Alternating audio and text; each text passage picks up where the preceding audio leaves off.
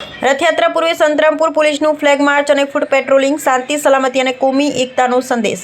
આગામી પવિત્ર રથયાત્રાના તહેવારને અનુલક્ષીને મહીસાગર જિલ્લાના સંતરામપુર શહેરમાં કાયદો વ્યવસ્થા, શાંતિ સલામતી તેમજ કોમી એકતા જળવાઈ રહે તે હેતુથી સંતરામપુર પોલીસ દ્વારા શહેરના વિવિધ વિસ્તારોમાં ફૂટ પેટ્રોલિંગ હાથ ધરવામાં આવ્યું। આ ફૂટ પેટ્રોલિંગમાં સંતરામપુર પોલીસ સ્ટેશનના પોલીસ ઇન્સ્પેક્ટર પી.કે. અસરોડા તથા સબ ઇન્સ્પેક્ટર એસ.એસ. પ્લાસના માર્ગદર્શન અને અધ્યક્ષતામાં યોજાયું। પેટ્રોલિંગ દરમિયાન પોલીસ અધિકારીઓ અને કર્મચારીઓ શહેરના સંવેદનશીલ તેમજ મુખ્ય વિસ્તારમાં રૂબરૂ હાજરી આપી કાયદો વ્યવસ્થાની સ્થિતિનું નિરીક્ષણ કર્યું હતું।